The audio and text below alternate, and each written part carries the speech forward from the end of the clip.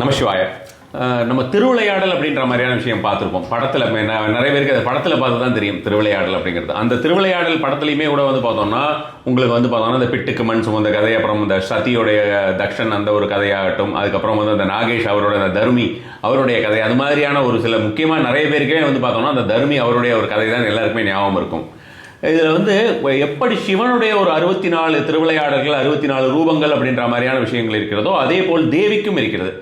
தேவிக்கு 64 திருவிளையாடல் அப்படின்ற மாதிரியான விஷயத்தை வந்து பார்த்தோம்னா எனக்கு தெரிஞ்சது கூகுளுக்கே தெரியலை. கூகுளில் செக் பண்ணி பார்த்தோம்னாலே வந்து கூகுளில் செக் பண்ணாலோ இல்லை ஒரு சாட் ஜிபிடி அது மாதிரியான கூகுளோட ஏஐ மோடு வேறு ஏதாவது ஜெமினி அந்த மாதிரி ஏதாவது பார்த்தோம்னா எதில் பார்த்தாலுமே இட் இஸ் ராங் அப்படின்னு வந்துட்டு அந்த 64 திருவிளையாடல் வந்து சிவனுக்கு மட்டும்தான் இருக்கிறது அப்படின்ற மாதிரியான விஷயமா அதுவே தப்பு தப்பாக தான் தருது. அது மாதிரியாக இருக்கக்கூடிய ஒரு விஷயத்தில் தேவியுடைய ஒரு 64 திருவிளையாடல்கள், அந்த 64 திருவிளையாடல்களை பற்றி கிட்டத்தட்ட ஒரு 5 வருடத்திற்கு முன்னால் டாக்டர் அரவிந்த் சுப்ரமணியம் ஒரு புக் எழுதியிருக்காரு. ஒவ்வொரு விஷயமுமே ஒரு பொக்கிஷம் அப்படின்னு சொல்லலாம். நான் வழக்கமாக சொல்கிறது தான், அவருடைய புக்கை பொறுத்த வரைக்கும் நம்ம வந்து பகவத்கீதை, சுந்தரகாண்டம், ராமாயணம்லாம் வச்சுக்கிற மாதிரி வீட்டில் எல்லாருமே வைக்கணும் அப்படின்ற மாதிரி யான விஷயம். ஸோ இப்போ அந்த ஒரு புத்தகத்தில் இருக்கக்கூடிய அந்த ஒரு 64 விஷயத்தையுமே ஒரு சின்னதாக ஒரு சம்மரி மாதிரியான விஷயமா உங்களுக்கு வந்து ஒரு அட்டகாசமான ஒரு ஸ்பிரிச்சுவல் ட்ரீட்டாக இருக்க போகுது. அந்த 64 கதைகள் அப்படின்ற மாதிரியான விஷயங்கள், ஒவ்வொரு விஷயத்தில் என்னென்ன செய்தால் தேவி அப்படின்றத கேட்கறதுக்கே வந்து ரொம்ப ஒரு மிகப்பெரிய ஒரு குழுப்பினை வேண்டும் அப்படின்ற மாதிரியான விஷயமாகவும் சொல்லலாம். அதே போல் தான் அந்த புத்தகமே வீட்டில் இருக்கிறதுங்கிறது ரொம்ப முக்கியம். எல்லாருக்கும் வந்து பார்த்தோன்னா வருஷத்தில் வரக்கூடிய 4 நவராத்திரி தான் நமக்கு தெரியறது. ஸோ அந்த 4 நவராத்திரியிலுமே யாராவது வந்தோம்னா அது ரிட்டர்ன் கிஃப்டாக கூட இந்த ஒரு புக்கை கொடுக்கறதுங்கிறது வந்து அவங்களுக்கும் நம்ம வந்து ஒரு நல்ல ஒரு விஷயம் செய்த மாதிரியான ஒரு விஷயமாக இருக்கும். இப்போ ஜனவரியிலே உங்களுக்கு வரப்போகுது, ஜனவரி பிப்ரவரியில் வரும். ஸோ அது மாதிரியான உங்களுக்கு ஒவ்வொருத்தருக்குமே கண்டிப்பான முறையில் இது இருக்கிறது அதிகப்படியான ஒரு பலன் தரும் வீட்டுக்கே. நமசிவாய்.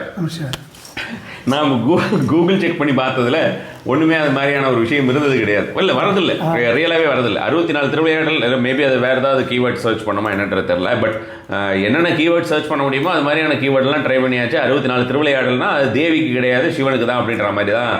அதாவது இது சிவனுடைய 64 திருவிளையாடல்களே 2 இருக்குது.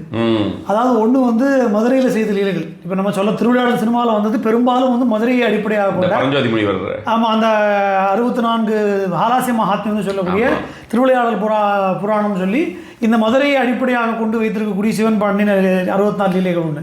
இதை தவிர ஸ்காந்தத்தை அடிப்படையாக கொண்டு, கந்தபுராணத்தை அடிப்படையாக கொண்டு உங்களுக்கு வந்து அஷ்டாஷ்ட லீலை அப்படின்னு சொல்லி சிவபராக்கிரமம் அப்படின்னு சொல்லி ஒரு புஸ்தகம் இருக்குது. அந்த காலகட்டத்திலேயே அது பழைய காலத்து புஸ்தகம். அதை வந்து பல காலகட்டங்களில் வெளிவந்திருக்கு. 1900 துவக்கங்களில் அது ஒரு நூலாக தமிழில் வெளிவந்தது. அந்த காலகட்டத்திலே பாக்கி தெய்வங்களுக்கும் அதே பாணியில் வந்து சுப்பிரமணிய பராக்கிரமம், ஹனுமத் பராக்கிரமம், விநாயக பராக்கிரமம், தேவி பராக்கிரமம் இப்படி இந்த மாதிரி பேரில் வந்தது. ஆனால் எனக்கு என்னமோ அந்த தேவி பராக்கிரமம் புஸ்தகம் வந்து அதில் வந்து சைவபரமாக இருக்கே ஒழிஞ்சு தேவியுடைய பிரபாவத்தை முழுமையாக சொன்ன மாதிரி எனக்கு மனசில் ஒரு திருப்தி ஏற்படலை. அது மட்டும் இல்லை, இந்த 64 லீலைகள் அம்பாலும் பண்ணியிருக்கான். அப்படி இருக்கும்போது அது சரியாக அது இப்போ தொகுக்கப்படலையோன்னு எனக்கு ஒரு இதாக இருந்தது. அப்போ இந்த கோவிட் டைமில் நான் ஏற்கனவே சொன்னது மாதிரி நிறைய நமக்கு ஃப்ரீ டைம் கிடச்சிது. சும்மா உட்காந்தா மொபைலில் கேம் விளையாடுறோம், இல்லை டிவி பார்க்குறோம், இல்லை ஓடிடியில் இருக்கிற எல்லா சினிமாவையும் பார்த்துட்டு பொழுத கழிக்கிறோம். அது தவறுன்னு சொல்லி நான் வந்து படிப்போம்னு சொல்லி நிறைய படிக்க ஆரம்பித்தேன். கோவிட் டைமில் படிக்கிறங்கிறது புஸ்தகத்தையும் படிக்க ஆரம்பித்தேன், எஜுகேஷன் வைஸும் படிக்க ஆரம்பித்தேன். இந்த புஸ்தகங்களை படிக்க ஆரம்பிக்கணும்னா என்னாச்சு அப்படின்னா, சரி நம்ம இல்லைங்கிறதோட நம்மளே தொகுத்து எழுதலாமேன்னு சொல்லி வேறு தந்திரங்கள் இருந்தும் வேறு புராணங்கள் இருந்தும் பற்பல புராணங்களில் பற்பல செய்திகள் நமக்கு கிடைக்கிறது. ஸோ அந்த எல்லா இதையும் தொகுத்து அதில் சிறந்ததாக இருக்கக்கூடிய 64 லீலைகளை மாத்திரமாக இந்த புஸ்தகத்தில் தொகுத்து எழுதியிருக்கும். ஏன்னா இது நீங்கள் சொன்ன மாதிரி பல பேருக்கும் தெரியல. இப்போ புக்கு எழுத போகும்போது எனக்கு என்னென்னா, அம்பாளுடைய பிரபாவம் என்ன அப்படின்னா, அம்பாள் என்ன சொல்கிறான்னா, தேவி பாகவதத்தில் தட் இஸ் 18 புராணங்களில் அம்பிகையை முழுமுதற் கடவுளாக சொல்லக்கூடிய புராணம் தேவி பாகவதம். புவனேஸ்வரியை பிரதான தேவதையாக வைத்து அவள் தான் சர்வத்துக்கும் ஆதியாக விளங்கக்கூடியவளுங்கிற சத்தியத்தை சொல்லக்கூடிய புராணம் தேவி பாகவதம். அதில் 7வது ஸ்கந்தத்தில் அம்பாள் என்ன சொல்கிறா, என்னை வணங்கி எனக்கு பூஜை செய்யுங்கள், இதை விட உங்களுக்கு வேறு எதுவுமே நல்லது தராது. வேறு யாரோ சொல்கிறது இல்லை, அம்பாளே தன்னுடைய திருவாக்குனால சொல்கிறது, என்னுடைய சரித்திரங்களை படியுங்கள், இதை நீங்கள் பண்ணாலே போதும், அதனால் நான் சந்துஷ்டி அடைந்து, இது அம்பாளோட சரித்திரத்தை தெரிஞ்சின்றாலே போருமா, சரித்திரங்களின் நிலைகளையும் தெரிஞ்சின்றாலே நான் சந்துஷ்டி அடைந்து உங்களுக்கு எல்லா ஆபத்துகளையும் நீக்கி துர்பாகியங்களையும் நீக்கி உங்களை நான் காப்பாற்றுவேன் அப்படின்னு அம்பாள் தன்னுடைய வாக்கிலிருந்து வரம் கொடுக்குறான். அப்போ அம்பாளுடைய சரித்திரத்தை நம்ம ஸ்மரணம் பண்ணுறதுக்கும் தெரிஞ்சுக்கிறதுக்கும் ஒரு வாய்ப்பு உண்டாக்குறதுக்கும் நமக்கு அதோட என்ன ஒரு பாக்கியம் இருக்க முடியும்னு சொல்லி சரி நம்மளே தொகுக்கலாம்னு சொல்லி எழுதுனது தான். அப்போ இது என்னாச்சு அப்படின்னா, நான் வந்து ஒரு அம்பாள் பரமாக இருக்குது. லலிதா சஹஸ்ரநாமம் என்ன சொல்கிறது? சிருஷ்டிகர்த்ரி பிரம்மரூபா, கோப்திரி கோவிந்த ரூபிணி, சம்ஹாரிணி ருத்ரரூபா, திரோதானகரீஸ்வரி, சதாசிவா அனுகிரகதா, பஞ்சகிருத்திய பராயணா. அந்த பஞ்சகிருத்தியங்களே அம்பாள் செய்வதாக சொல்கிறது. அதனால் என்ன பண்ணிட்டேன்னா இந்த புஸ்தகத்தை அம்பாளுடைய இந்த 5 கிருத்தியங்களையே அடிப்படையாக கொண்டு சிருஷ்டி காண்டம், ஸ்திதி காண்டம், சம்ஹார காண்டம், திரோதான காண்டம், அனுகிரக காண்டம் அப்படின்னு சொல்லி 5 காண்டமாக பிரித்து அம்பாளுடைய சரித்திரங்களை சிருஷ்டி தத்துவத்தின் உட்பட்டது, ஸ்திதி தத்துவத்தை உட்பட்டது, சம்ஹார தத்துவத்துக்கு உட்பட்டது, திரோதான தத்துவத்துக்கு உட்பட்டது, அனுகிரகத்துக்கு உட்பட்டதுங்கிற மாதிரியான அந்த வகையில் அதை பிரித்து அதை அப்படி அந்த கதைகளை அந்த சரித்திரங்களை தொகுத்துருந்தோம். அப்போ இதுக்கு இவ்வளோ ஒரு பெரிய ஒர்க் பண்ணுறோம், நம்முடைய சாமர்த்தியத்தில் நடக்காது அப்படிங்கிறதுனால எல்லா ஆச்சாரிய புருஷால்ட்டையும் இதுக்கு அனுகிரகம் வாங்கணும்னு சொல்லி, ஏன்னா நான் பொதுவாகவே ஸ்ரீமுகம் வாங்குறது அதுக்கு தான்.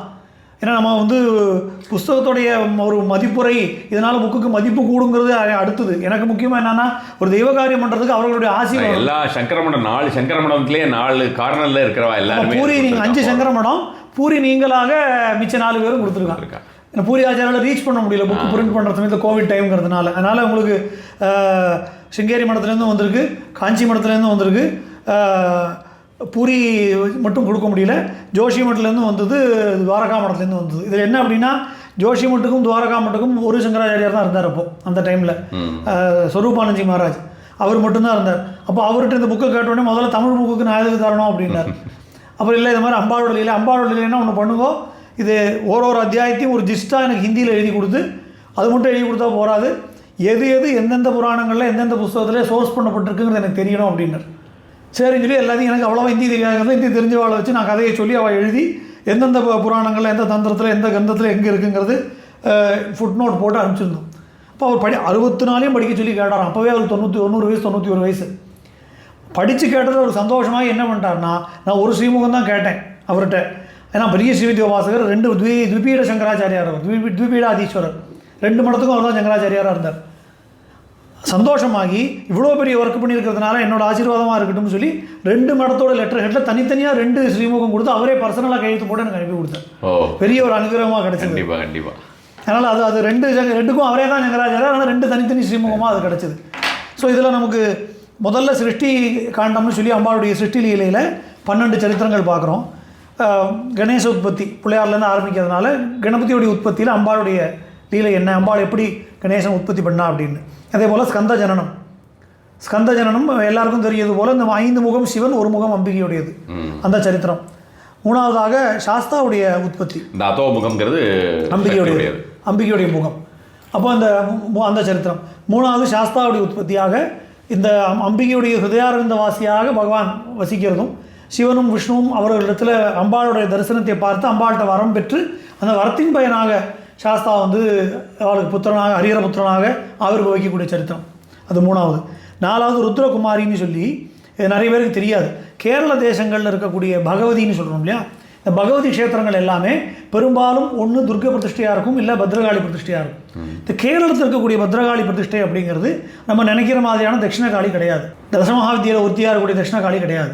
கேரளாவில் இருக்கக்கூடிய பகவதியாக இருக்கிற பத்ரகாளி, இப்போது மாங்கோட்டுக்காவு, அந்த காளி எல்லாமே எடுத்துட்டோம் அப்படின்னாலே இவர்கள் எல்லாமே சிவனுடைய புதல்வி, சிவனுடைய மகள். அவருடைய சங்கல்பமே சிவனுடைய மகளாகத்தான் சங்கல்பம். தாருகன்கிற அரக்கனை வதம் செய்வதற்காக என்ன கேட்குறான் அப்படின்னா, ருத்ரனுடைய சக்தியும் அதே சமயம் பௌருஷத்துடைய தன்மையும் கொண்டு அதே சமயம் பெண்ணாகவும் இருக்கணும் அப்படின்னு ஒரு வரம் கேட்குறான். இது வந்து லிங்கபுராணத்தில் இருக்கு இந்த சரித்திரம். அப்போ வந்து தேவர்கள்லாம் வந்து முறையிடுறான், இந்த மாதிரி ஒன்றுமே பண்ண முடியலையே சொன்ன உடனே அம்பாளும் பார்க்குறான், சிவனும் பார்க்குறான். அம்பாள் ஒன்றுமே பதில் பேசாமல் சிவன் இப்படி பார்க்குறான். நம்ம கேள்வி கேட்டோம், அம்பாள் பதிலே சொல்லலைன்னு சொல்லுவோம். ஆனால் சைலண்ட்டாக என்ன நடந்திருக்கு அப்படின்னா, அம்பிகையுடைய அந்த சைத்தன்யமானது கண்ணுக்கு தெரியாமல் பரமேஸ்வரனுக்குள்ளே பிரவேசமாகி பரமேஸ்வரனுடைய காலகண்டம்னு சொல்லக்கூடிய இந்த கழுத்து இருக்கு, அதிலிருந்து ஒரு கரு உருவாகி அந்த குழந்தை வெளியில் வருது. அவள் காளி, கருத்து உருவம் கொண்டவளாக, கையில் கட்கமும் கபாலமும் தரித்திருக்கக்கூடிய கோலத்தில் 4 கைகளோட ஜடாமுடியோடு வந்திருக்கான். ஸோ சிவனுடைய மகளாக உத்பவமானவள். அவள் போய் சிவனுடைய உத்தரவோடு அம்பாளுடைய அனுகிரகத்தோடு போய் தாருகனை வதம் செய்தாள் அப்படின்னு சொல்லி. இப்போ அம்பாள் கண்ணுக்கு தெரியாமல் இந்த சிவன், அந்த பகவதிகளில் பாதி இந்த பத்ரகாளி ரூபத்தில் இருக்கிறவா எல்லாருமே சிவனுடைய. ஆமாம், ருத்ர சுதாயி வித்மகே தான் காயத்ரி சொல்லும்போது கூட இப்போ ருத்ரனுடைய மகளாக இருக்கக்கூடியவள். இதில் மெயினாக ஒரு விஷயம், இப்போ இந்த விநாயகரோட விஷயத்தில் வந்து பார்த்தோம்னா மல்டிபிள் ஸ்டோரிஸ் விநாயகர் உற்பத்தியில் இருக்குது. ஆமாம். பட் அது வந்து ஒரு கான்ட்ராவாக இருக்குது இல்லையா, ஒரு சில பேருக்கு அது கரெக்டான ஒரு விஷயம் இல்லை. அப்படி நான் ஏற்கனவே இதுக்கு நான் பதில் சொன்னேன். இது ஒரு கல்பங்களில் ஒரு வகையாக அது நடந்திருக்கு. இப்போ ஒரு சில கல்பங்களில் கணபதியோட உற்பத்தி சொல்லும்போது ஒரு சித்திரக்கூடத்துக்கு பரமேஸ்வரனும் பார்வதியும் போனார்கள். அங்கே ஒரு ஆண் யானை பெண் யானோட உருவத்தை பார்த்த உடனே அந்த சமஷ்டி பிரணமும் வெஷ்டி பிரணமும், ஒருத்தர் சமஷ்டி பிரணமும் ஒருத்தர் வெஷ்டி பிரணமும், இந்த 2 பிரணமும் சேர்ந்தது. அப்போ பிரணவ சுரூபமாக அந்த யானையுடைய முகத்தோடு கணபதி தோன்றினார்னு ஒரு புராணம் சொல்கிறது. இன்னொரு புராணத்தில் அம்பாள் தன்னுடைய சரீரத்தில் இருக்கக்கூடிய மஞ்சளை எடுத்து ஒரு உருவத்தை உருவாக்கினார். அதுக்கப்புறம் அதுக்கு யானை தலையை பொருத்தின சரித்திரம் சொல்கிறது. இப்படி ஒரு புராணங்கள்லையும் ஒரு விதமான சரித்திரங்கள் காண கிடையாது. இது எல்லாமே உண்மைதான். ஏன்னா ஒரு கல்பங்களில் அது ரிப்பீட் ஆகுது. அப்போது 5வது வந்து சர்வசாத்தியா மகாலட்சுமியாக அம்பாள் தோன்றி தேவி மகாத்மியம் சொல்லக்கூடிய, ஏற்கனவே நம்ம பார்த்தோம், கோலாப்பூர் மகாலட்சுமியாக இருக்கா. அவளுக்கு சர்வசிய ஆத்யா மகாலட்சுமின்னு பேர். இந்த உலகத்துக்கெல்லாம் சர்வசிய ஆத்யா, முதலில் தோன்றியவள் அவள். இந்த மிதுனத்திரயங்கள் சரஸ்வதி சிவன், லக்ஷ்மி பிரம்மா, பார்வதி விஷ்ணு, இப்படி 3 சகோதர சகோதரிகளை உருவாக்கி அவர்களை பரஸ்பரம் சிவன் பார்வதி, விஷ்ணு லக்ஷ்மி, பிரம்மா சரஸ்வதினு கல்யாணம் பண்ணி கொடுத்து பிரபஞ்ச சிருஷ்டி எப்படி பண்ணினா அப்படிங்கிற அந்த சரித்திரம். அதே போல் தாமிரபரணி நதியை அம்பாள் எப்படி உற்பத்தி பண்ணினா. அகஸ்தியருக்கு தானே கழுத்தில் அணிந்து கொண்டிருந்த ஒரு மாலையை அம்பாள் கொடுக்குறான். சிவபார்வதி கல்யாணம் ஆறுது. சிவபார்வதி கல்யாணத்துக்காக பரதேவதையான லலிதா பரமேஸ்வரி பார்வதிக்கு தான் போட்டுருக்கிற மாலையை கொடுக்குறான். அந்த மாலையை பார்வதி அகஸ்தியருக்கு கொடுக்குறான். சிவபெருமானு கொடுத்து சிவபெருமானும் பார்வதியுமாக 2 பேரும் சேர்ந்து அகஸ்தியருக்கு கொடுக்குறான்.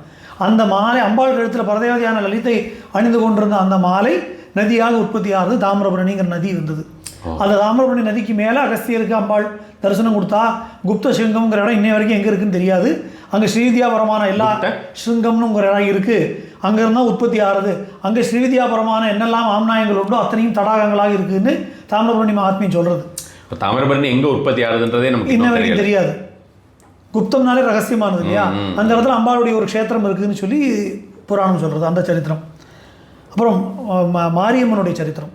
மகாமாரிங்கிற பேரில் மாராசுரன் அப்படிங்கிற ஒரு அரக்கனை அழிப்பதற்காக அம்பாள் தன்னுடைய அம்சத்திலிருந்து ஒரு துளியை எடுத்து ஒரு தேவியாக உருவாக்கி, மகாமாயாவான தேவியாக உருவாக்கி, இந்த மகாமாயாவான தேவி அந்த மாராசுரன் கோராசுரன் சகோதரர்கள் அவ எல்லாரையும் அழித்து இந்த உலகத்தில் ஏற்படக்கூடிய நோய்கள் எல்லாம் தீர்க்கிறான்.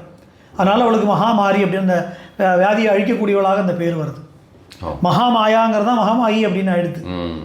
ஸோ இந்த மாராசுரனை வதைத்த காரணத்தினால மகாமாரிங்கிற பேர் அம்பாளுக்கு ஏற்பட்டது. அப்படிங்கிறது மாரியம்மனுக்கு இந்த ஒரு இதில் இருக்குது. பரசுராமர் ஸ்டோரி அது வேற. ஆக்சுவலாக அது பின்னாடி வருது. ரேணுகா தேவிங்கிறது வேறையான ஸ்வரூபம். மகாமாரிங்கிறது ரொம்ப தெளிவாகவே ஆகமங்களில் சைவாகமங்களில் மகாமாரியுடைய பிரதிஷ்டா விதியில் இந்த கதை தான் கொடுத்துருக்கு. அந்த இடத்துல இருக்கிறதெல்லாம் ரேணுகையுடைய ஸ்வரூபம். ரேணுகா பிரதிஷ்டைங்கிறது வேறையாகவும் மகாமாரி பிரதிஷ்டைங்கிறது வேறையாகும். இன்றைக்கி இப்போ பை ப்ராக்டிஸ் 2 ஒன்றா எடுத்து நம்ம வந்து பரசுராமனோட அம்மாவை சொல்கிறோம், ரேணுகா கோவிலெல்லாம் மாரியம்மன்கிற கணக்கில் நம்ம சொல்லிகிட்டு இருக்கோம். ஆனால் இது ரொம்ப ரொம்ப கிளியராக 2 வேறங்கிறத காட்டுறது. அப்புறம் மதங்க கன்யாவாக மாதங்கி அவதாரம் பண்ணின அந்த சரித்திரம், மதங்க மகரிஷியுடைய மகளாக. இந்த பண்டாசுரனுடைய வதத்தும் போது அம்பாள் வந்து பிரபஞ்ச சிருஷ்டியை ஒரு கண்மூடி திறக்கிற நேரத்தில் உண்டாக்கின அந்த ஒரு லீலை. ஏன்னா எல்லாமே மொத்த பிரபஞ்சமும் இந்த சிதக்னி குண்டத்தில் விழுந்து அழிஞ்சுடுறது. எல்லாமே உறுதி பிரளயத்தில் வர வேண்டிய அழிவு ஏற்கனவே வந்துட்டதுனால அம்பாள் அடுத்த ஒரு நொடி கண்ணை மூடி திறக்கிற நேரத்துக்குள்ள சங்கல்பம் பண்ணி உலகத்தை மறுபடியும் அத்தனையும் சிருஷ்டி பண்ணி இது வரைக்கும் என்னெல்லாம் சம்பவங்கள் நடந்திருக்கோ அத்தனையும் நடத்தி எல்லாத்தையுமே முடிச்சுட்டான் ஒரு செகண்டில். உண்மேஷ நிமிஷோத்பன்ன விபன்ன புவனாவளி, கண்ணை மூடி திறக்கிற அந்த நேரத்தில் பல புவனங்களை படைத்து காப்பாற்றி அழித்து முடிப்பவள் அப்படிங்கிறத அந்த நிமிஷாம்பாள் அந்த சரித்திரத்தை தேவி லலிதோபாக்கியானத்தை சொல்லக்கூடிய சரித்திரமாக இதில் பிரபஞ்ச சிருஷ்டி. அதே லலிதோபாக்கியானத்தில் யுத்தம் நடக்கிற காலத்தில் கராங்குலி நக உற்பன்ன நாராயண தசாகிருதி, அம்பாளுடைய கர அங்குலி நக உற்பன்ன, கரம்னா கை, அங்குலினா விரல், நகம் அதில் இருக்கக்கூடிய நகம், கர அங்குலி நகம், கைவிரல் நகங்கள் மூலமாக நாராயண தசாகிருதி மகாவிஷ்ணுடைய 10 அவதாரங்களையும் அம்பாள் உண்டாக்கின சரித்திரம். கைவிரல் நகத்திலிருந்து ஒரு விரலிருந்து ஒரு அவதாரத்தை உண்டாக்கினா அப்படின்னு சொல்லி அந்த சரித்திரம். இது வந்து நமக்கு இந்த தசமகா வித்தியை இது எல்லா 10 தேவலையுமே இதில் வந்துருவாளா? தசமகாவித்யா இதில் வரமாட்டான். மாதங்கி மட்டும் வந்திருக்கா, மாதங்கி புவனேஸ்வரி மட்டும். அவன் தனித்தனியாக வரான். தசமகாவித்யா 10 பேர் தனித்தனியாக வந்துருவான். அப்போது உங்களுக்கு அடுத்தபடியாக தசரதனுக்கு அனுகிரகம் பண்ணுது. அதாவது நிறைய பேருக்கு புத்திரகாமேஷ்டி பண்ணின வரைக்கும் தான் தெரியும். நம்ம அயோத்தியா கோவிலுக்கு இந்த பூமி பூஜை பண்ண நடந்தபோது எத்தனை பேர் கவனிச்சான்னு தெரியல. முதல்ல வந்து அம்பாளுடைய ஸ்லோகத்தை சொல்லி அம்பாளுடைய பிரசாதத்தை கொடுத்து அம்பாளுடைய பிரசாதத்தினால அந்த பூமி பூஜை நடக்கிறது தான் ஆரம்பித்தான். காரணம் என்ன அப்படின்னா தசரதனுடைய குலதேவதையாக இருக்கக்கூடியது அம்பாள் திரிபுர சுந்தரி. அந்த அம்பாளை வந்து தசரதன் பூஜை பண்ணுறான். முதல்ல அவருக்கு புத்திரபாக்கியம் இல்லாத போது அம்பாளை பூஜை பண்ணுறான். இப்போ அம்பாள் சொப்னத்தில் வந்து நீ என்ன பண்ணு, தட்சிண தேசத்துக்கு போ, அங்கே சப்த மோட்சபுரிகள், அயோத்தியா, மதுரா, மாயா, காசி, காஞ்சி, அவந்திகான்னு தான் சொல்கிறேன் 7 மோட்சபுரி. அப்போ அதில் நீ ஒரு மோட்சபுரியான அயோத்தியாவில் இருக்க, இன்னொரு மோட்சபுரியான காஞ்சிக்கு போய் தபஸ் பண்ணு, அங்கே பதில் சொல்கிறேங்கிறான். அங்கே வந்து தபஸ் பண்ண உடனே தசரதனுக்கும் கௌசல்யக்கும் ஏக காலத்தில் சொப்பனம் ஏற்படுறது. அம்பாள் சொல்கிறா, கவலைப்படாமல் போய் என்னுடைய பிரசாதம் காஞ்சிபுரத்தில் காமாட்சி அனுகிரகம் பண்ணுறான். என்னுடைய அனுகிரகம் உனக்கு கிடைச்சாச்சு, என்னுடைய அம்சத்திலிருந்து உனக்கு 4 புத்திரர்கள் பிறப்பார்கள், இப்போ புத்திரகாமேஷ்டி ஆக வேண்டும் அம்பாள் அனுப்பி வைக்கிறான். ஸோ தசரதன் இது வந்து பிரம்மாண்ட புராணத்தில் இருக்குது இந்த சரித்திரம். காமாட்சி விலாசங்கிற பகுதியில் தசரதனுக்கு அம்பாள் அனுகிரகம் பண்ண சரித்திரம் இருக்குது. அதனால் அந்த சரித்திரத்தை சொல்லி தசரதனுக்கு எப்படி அம்பாள் அனுகிரகம் பண்ணா அப்படின்னு. அதே போல் கங்கா நதி எப்படி ஆவிர்வாவமாச்சு அப்படிங்கிற சரித்திரம் திரிபுரா ரகசியங்கிற புஸ்தகத்தில் இருக்குது. எல்லோரும் கங்கா நதியை சும்மா பார்த்து நமஸ்காரம் பண்ணுறோம், நம்ம குளிக்கிறோம், எல்லாம் பண்ணுறோம். ஆனால் தேவர்கள்லாம் தபஸ் பண்ணுறோம் அம்பாள்கிட்ட, இது மாதிரி உன்னுடைய அனுகிரகம் எங்களுக்கு கிடைக்கிறதே கஷ்டமாக இருக்குது, நாங்கள் உன்னை பார்க்கணுன்னாலே தபஸ் பண்ண வேண்டியிருக்கு. ஆனால் வரக்கூடிய கலியுகத்தில் ஜனங்கள் அப்படி இருக்க மாட்டார்கள், எல்லாம் பாவிகளாக இருப்பார்கள், அவர்களுடைய எண்ணங்கள் மாறுபட்டிருக்கும். ஸோ தபஸ் பண்ணாலும் உன்னை பார்க்க முடியாது. அப்படிப்பட்ட காலத்தை எப்படி நீ அனுகிரகம் பண்ண போகிற, உன்னுடைய கருணையோடு நீ அவர்களுக்கும் அனுகிரகம் பண்ணணும்னு அம்பாள்கிட்ட கேட்டதுனால அம்பாள் சொன்னாலாம், நான் தோய ரூபம்னா ஜலரூபமாக நான் ஆவிர்வவிக்கிறேன், அந்த ஜலரூபத்தை கண்ணால் பார்த்தால் கூட அவர்களுடைய பாவம் தீர்ந்து விடும், அதை பிராசனம் பண்ணினால் அவர்களுடைய முன்ஜென்ம பாவ வினைகள் நீங்கும், அதில் ஸ்நானம் பண்ணினால் அவர்கள் பரிசுத்தம் ஆவார்கள், அப்படி ஒரு ஜலரூபமாக நான் அவதாரம் எடுக்கிறேன்னு சொல்லி அம்பாள் ஒரு ஜலரூபமாக எல்லார் கண்ணிலையும் நேரில் பார்க்கக்கூடிய ஒரு அவதாரமாக எடுத்தது தான் கங்கா நதி அப்படின்னு சொல்லி திரிபுரா ரகசியம் சொல்கிறது. அப்போ அப்படி இதெல்லாம் சிருஷ்டி காண்டத்தில் சொல்லியிருக்கக்கூடிய சிருஷ்டி தத்துவமாக இருக்கக்கூடிய லீலைகள். முதல் காண்டம். ரெண்டாவது ஸ்திதி காண்டத்தில் அதில் வந்து ஒரு 13லேருந்து 25வது லீலைகள் வரைக்கும் ஸ்திதி காண்டம். இதில் தேவி பாகவத்தில் சொல்லக்கூடிய லீலை தான். பிரபஞ்ச சிருஷ்டி ஏற்படக்கூடிய காலத்தில் பிரம்மாவுக்கும் விஷ்ணுவுக்கும் சிவனுக்குமே தாங்கள் யார் அப்படிங்கிறது மறந்து போயிடுது. புதுசாக ஒரு உலகம் வந்திருக்கு, அந்த புது உலகத்தில் புது பிரம்மா, புது விஷ்ணு, புது சிவன் இருக்கு, அவர்களுக்கு தான் யாருன்னு தெரியல. அப்போ அம்பாளை நோக்கி தபஸ் பண்ணின உடனே ஒரு விமானம் வந்து நிற்கிறது.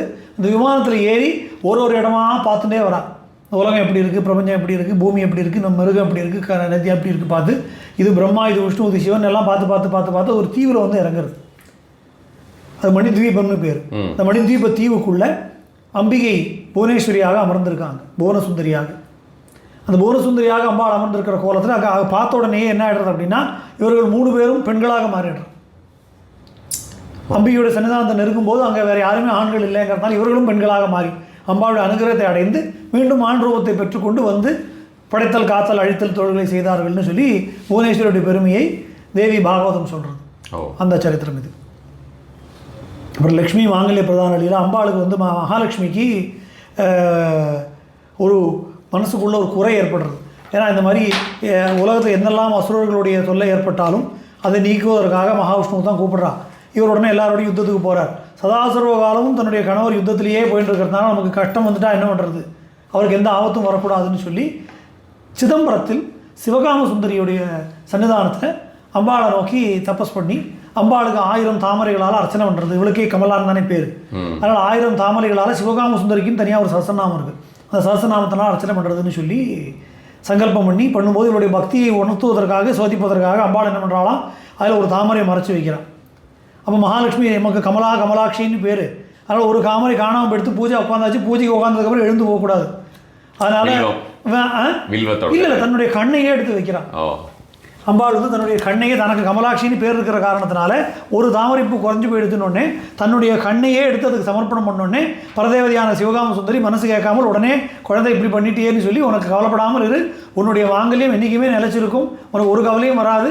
அது மட்டும் இல்லை, இனிமேல் சௌமாங்கல்யத்துக்கும் ஸ்ரீத்துவத்துக்கும் ஒன்றையே அடையாளமாக லக்ஷ்மி கடாட்சம்னு ஜனங்கள் சொல்வார்கள் அப்படின்னு சொல்லி அனுகிரகத்தை பண்ணி உன்னுடைய கணவன் எப்பெல்லாம் துஷ்ட சிக்ஷணத்துக்கும் சிஷ்ட ரட்சணத்துக்கும் போகிறாரோ என்னுடைய ஒரு அம்சம் அவள் கூடவே இருந்து அவனுக்கு அனுகிரகம் பண்ணும், கூட துணையாக இருக்கும்னு அம்பாள் வரம் கொடுத்தான்னு சொல்லி பிருங்கிரெட்டி சம்ஹிதைன்னு சொல்லக்கூடிய ஒரு புஸ்தகத்தில் இந்த சரித்திரம் நமக்கு காண கிடைக்கிறது. இதே கூட உங்களுக்கு வேறு விதமாக இப்போ உங்களுக்கு ஸ்ரீசுக்தத்திலே அந்த பில்வத்தை பற்றி கோட் பண்ணி அது பின்னாடி வருது, அது ஒரு சரித்திரம் பின்னாடி வருது, அதுவுமே அது தனி சரித்திரம். இது வந்து பிருங்கிரெட்டி சம்ஹிதையில் சிவகாம சுந்தரி சஹஸ்ரநாமத்தில் நித்திய சுமங்கலிக்கே நீ அடையாளமாக இருப்பாய் அப்படின்னு சொல்லி சிவகாம சுந்தரியான அம்பாள் மகாலட்சுமிக்கு அனுகிரகம் பண்ண சரித்திரம். ரொம்ப ஒரு மினி உபன்யாசம் கேட்டாங்க. ஏன்னா இதில் சேலஞ்சே என்ன அப்படின்னா, இந்த இது 64 நாளைக்கு பேச வேண்டிய டாபிக். நான் உபன்யாசமாக பண்ணேன்னா ஒரு சரித்திரமும் ஒரு நாளைக்கு சொல்லணும். அப்படி தான் பண்ணுறது வழக்கம். ஆனால் இது வந்து நம்ம இந்த 64 வந்து ஒரு மணி நேரத்தில் சொல்கிறதுங்கிறது இப்போ எல்லாத்தையும் 2 லைன் தான் சொல்லியிருக்கோம். நம்ம இப்போ ஒன்று எடுத்து தத்துவம் என்ன, இதோடைய சரித்திரம் என்னங்கிறது விவரணம் பண்ணுறதுக்கு ரொம்ப டைம் எடுக்கும். அந்த புக்கு அரங்கேற்றம் பண்ணும்போது அப்படி தான். ஏன்னா கோவிட் டைம்ங்கிறதுனால புஸ்தகத்தை எழுதி முடிச்சாச்சு. பிரிண்ட்டுக்கு போகிறதுக்கு முன்னாடி நான் இப்போ பெங்களூரில் இருந்தேன், என்னுடைய மாமனாராத்தில். நாங்கள் லாக்டவுன் அங்கேவே இருந்தோம். அதனால் அங்கே உட்காந்து அங்கே இருக்க அந்த அப்பார்ட்மெண்ட் இருக்கிற எல்லாரையும் வர சொல்லி இதை எப்படி அரங்கேற்றம் பண்ணோம் அப்படின்னா, உட்காந்து டெய்லி பிரவச்சனம் 64 லீலைகளையும் பிரவச்சனம் பண்ணதுக்கப்புறம் தான் புத்தகம். ஆமாம், எல்லாம் இல்லை, ஒரு ஒரு ஒரு 3-4 மாதம் அங்கே இருந்தேன். இது வெறும் ஃபோன்லேயே எழுதின புத்தகம். அது ஏன்னா லேப்டாப் கிடையாது, வேற ஒன்றும் கிடையாது. வெறும் லேப்டாப்பில் இங்கே மாட்டின்னு எடுத்து ஃபோன்லேயே டைப் பண்ணி எழுதின புத்தகம் அது. அதனால் கையில் எழுதி ஃபோனில் டைப் பண்ணி அப்போ தான் அதை அப்புறமா எடிட் பண்ணி பிரிண்ட்டு கொடுத்தோம். ஸோ 64 லீலைகளையும் அவங்க உபன்யாசம் பண்ணி தான் புஸ்தகமாக பிரிண்ட் ஆச்சு. அப்படி தான் அரங்கேற்றம் ஆச்சு இந்த புஸ்தகம். அதனால் அப்படி ஒரு பாக்கியத்தை பரதேவையான அம்பாள் நமக்கு கொடுத்தா. அம்பாளை ஸ்மரிக்கிறதுக்கும் ஏற்கனவே சொன்னது போல் ஸ்மரன் மமைதன் மகாத்மியம் நரோமுச்சேத சங்கடான்னு என்னுடைய மகாத்மியங்களையும் பிரபாவங்களையும் நினைச்சாலே போகிறோம், அவனுக்கு சங்கடம் வராதுன்னு அம்பாள் சொல்லியிருக்கா. அப்படி ஸ்மரிக்கக்கூடிய பாக்கியம் நமக்கும் திரும்ப திரும்ப கிடைக்கிறது. அப்படி அதுக்கு கேட்கும்போது நினைக்கத்தானே செய்யணும். அதனால அந்த ஒரு அனுகிரகத்தை அம்பாள் நமக்கு பண்ணியிருக்காள். அதனால தான் அவ்வியாஜ கருணாமூர்த்தின்னு அவளுக்கு பேர். கண்டிப்பாக ரொம்ப சந்தோஷம். ரொம்ப சந்தோஷம்.